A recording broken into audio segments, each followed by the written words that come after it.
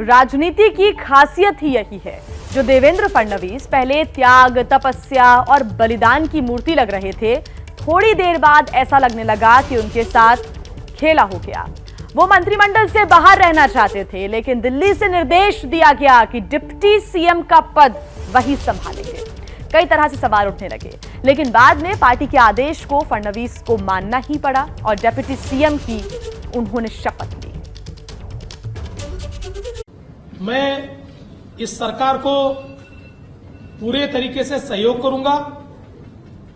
मैं सरकार के बाहर रहूंगा और इस सरकार को सफल बनाने हेतु जो जो चीज करना आवश्यक है, ऐसी सारी चीजें हम मिलकर करेंगे।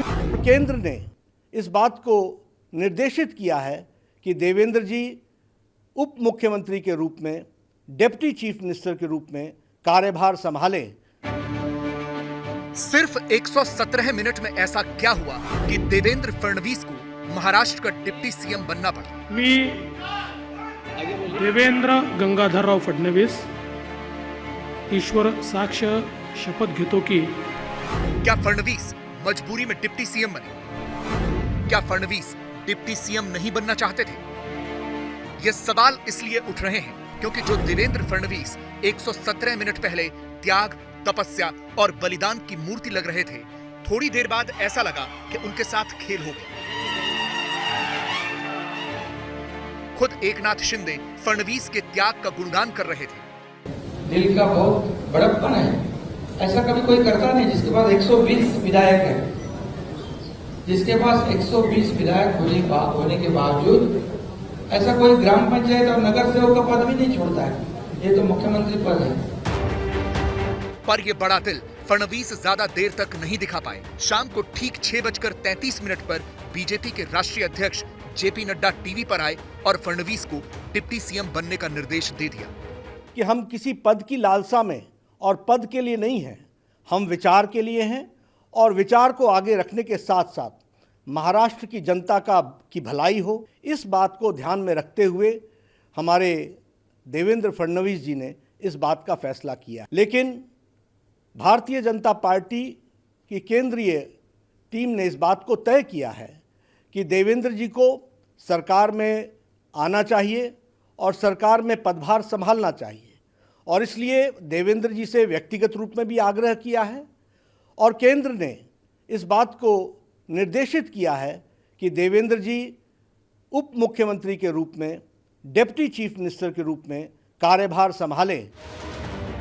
शपथ ग्रहण के मंच पर पहले 2 कुर्सियां लगी हुई थी, उन्हें बाद में बढ़ाकर 3 कर दिया गया। एक राज्यपाल के लिए, दूसरी मुख्यमंत्री एकनाथ शिंदे के लिए और तीसरी डिप्टी सीएम देवेंद्र फडणवीस के लिए। फडणवीस जब शपथ लेने के लिए आए तो उनका चेहरा भी उतरा हुआ था। तस्वीरों में आप देख सकते हैं कि बड़े बुझे हुए चेहरे से देवेंद्र फडणवीस शपथ लेने के लिए आए। लोग बधाई भी दे रहे थे तो बड़े अनमने ढंग से वो बधाई स्वीकार कर रहे थे। माननीय पद निर्देशित उप मुख्यमंत्री महोदय श्री देवेंद्र गंगाधरराव फडणवीस। शपथ ग्रहण की बारी आई तो देवेंद्र फडणवीस बहुत बेमन से मंच की तरफ बढ़े। तुरही बजी, फडणवीस मंच पर आए, कंधे झुके हुए थे। राज्यपाल की तरफ आधा देखकर ही उन्होंने नमस्कार किया। समर्थक लगातार नारे लगा रहे थे।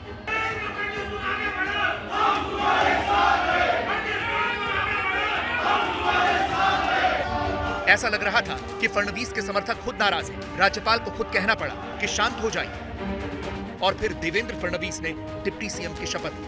मी देवेंद्र गंगाधरराव फडणवीस ईश्वर साक्ष शपथ घेतो की देवेंद्र गंगाधरराव फडणवीस। शपथ के दौरान और बाद में भी फडणवीस के चेहरे पर कोई मुस्कान नहीं थी। उन्होंने बिना मुस्कुराए ही दोनों हाथ जोड़े और दस्तखत किए।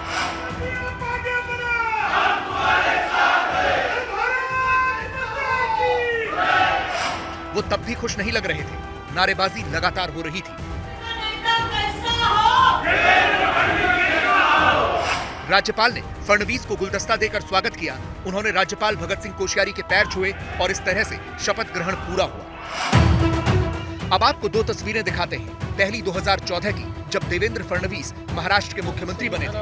उनके चेहरे की मुस्कान और बॉडी लैंग्वेज बता रही है कि वो कितने खुश हैं। और दूसरी तस्वीर आज की है, जिसमें देवेंद्र फडणवीस दुखी लग रहे हैं। शपथ ग्रहण के बाद ट्वीट भी किया कि प्रामाणिक कार्यकर्ता के नाते पार्टी के आदेश का मैं पालन करता हूँ। जिस पार्टी ने मुझे सर्वोच्च पद तक पहुंचाया, उसका आदेश मेरे लिए सर्वोपरि है। थोड़ी देर में प्रधानमंत्री नरेंद्र मोदी ने भी ट्वीट किया, लिखा, महाराष्ट्र के डिप्टी सीएम की शपथ लेने पर देवेंद्र फडणवीस को बधाई। वो बीजेपी के हर कार्यकर्ता के लिए प्रेरणा है। उनका अनुभव और दक्षता सरकार के लिए बहुत फायदेमंद है।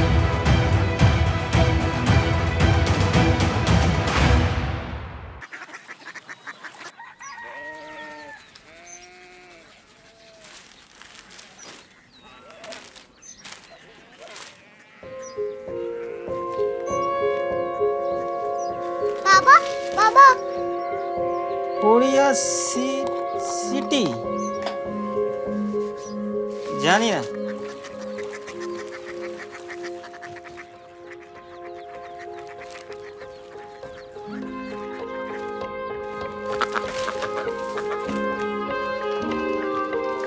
Korea city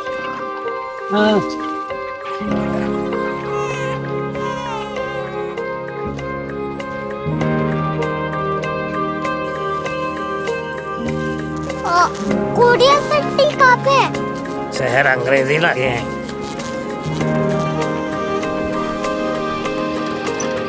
Korea city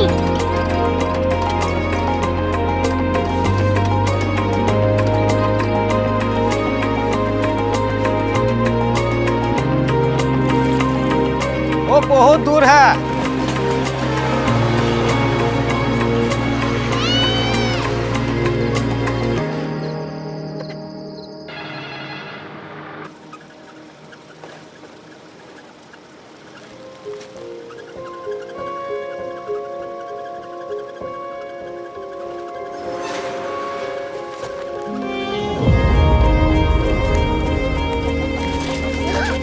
Korea city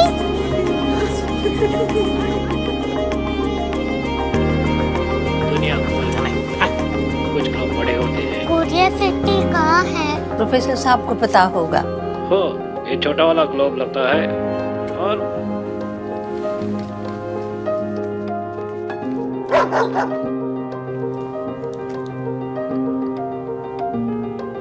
पता नहीं, मेरी बेटी से जाके मिल लो, शायद उसे मालूम हो।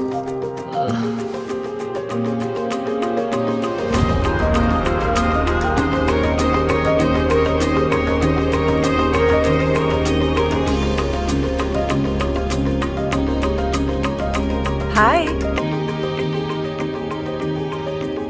बाबा ने भेजा है। Come here. Korea city Korea city नहीं, क्यूरियोसिटी। वो क्या?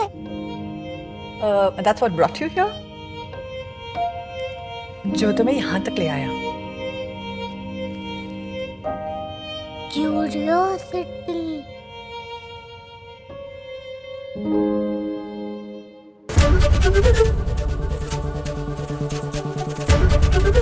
एबीपी न्यूज आपको रखे आगे।